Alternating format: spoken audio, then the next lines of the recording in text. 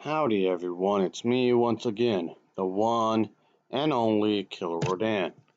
So of course, I'm going to be talking about some spooky stuff, and here we are, I guess. This is the month of October. Me, mine as well, I guess. So obviously, for the entire month, it's not going to be spooky stuff. Granted, I probably would have done this anyway, but I'm going to use this as an excuse for it more so, I suppose. Anyway, so I'm going to be reviewing the first installment of this series of films, of course, with that evil clown guy. And okay, this film did receive mixed reviews at first, but hey, it did become a cult classic, so that counts for something, I guess. Anyway, so here we are. Of course, this is one of these super low budget slasher, supernatural splatter kind of a horror movie. Sure, whatever, I guess. Anyway, of course, as always, let's talk about the plot, shall we? So here we go, I reckon.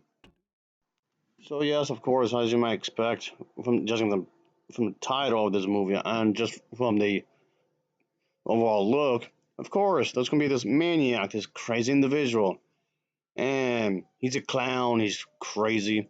He pretty much terrorizes these two friends, and these two friends, of course, they just want to have fun. Obviously, they just want to do their own thing and just have the time of their lives. But no, of course, pretty much some crazy shit starts going down on Halloween, and everybody who gets in his way would be killed. So, yeah, this gets pretty insane in some ways. It gets pretty wild, as you may expect, and that's kind of the point. You think about it. So, okay, sure, and just this crazy maniac here just wants to do his own thing, of course, and just he just wants to do it because he's not okay in the head, and he's supposed to be one of the craziest. Of course, he's supposed to be one of the craziest clowns out there. So yeah, there you go. He sets out on his sights on these people, of course, and whatnot. These people, he's out there. These people are just basically anybody. Basically anyone who isn't really who is he?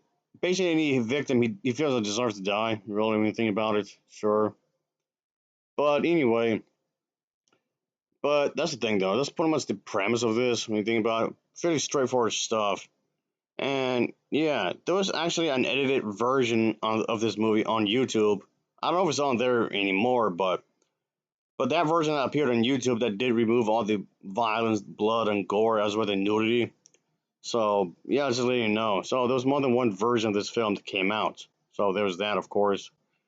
But this movie was also released on Blu-ray, and on Blu-ray version, it was left uncut, of course. But the version that I went to see was on Toby, by the way. To let you know, I saw the version of this film is on that song is on Toby, by the way. Just to let you know. So, but okay. But these people who are here are again terrorized by this clown thing, of course. And yes, the producers pretty much really use this clown as the main attraction for this, of course.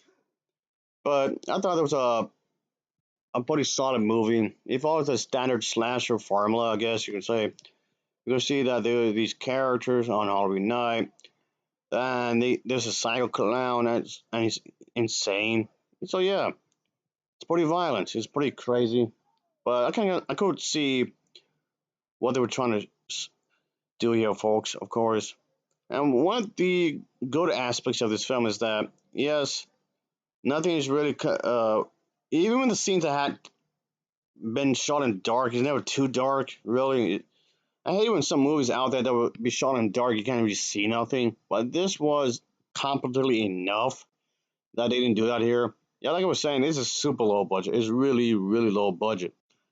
But thankfully, it's not one of those type of stuff. Like you can tell, it's amateur. It's like super amateurish, I suppose. But anyway, but okay, sure, whatever. That's something. I mean, the film does attempt to be really horrifying. In some ways, it succeeds in its brutality and its gore. And I mean, that kind of depends on who you talk to. Some people will prefer that over the slower burn stuff. So if that's what you like, I guess, more, then there you go, I guess. But yeah, it gets pretty brutal, of course. Yeah, but overall, I thought it was a solid movie. I thought it was a pretty solid film, of course. And it's a decent plot, I guess. You say. As for the acting, it's is decent enough. The acting is decent enough and whatnot. It's fine, I suppose. But anyway, I mean, since it's supposed to be a mainstream movie, I was not expecting much because the thing is that when it comes to mainstream movies, I tend not to like them very much, really. But that's just me, though. I tend not to like mainstream movies all that often, and I thought this was pretty okay. Really, I thought this was pretty okay. Like I said, it's it's pretty straightforward, really, and it's definitely pretty out there when it comes to you being creative with the murder scenes. And the murder scenes are pretty creative, of course, in their own way, and that's fine, I guess.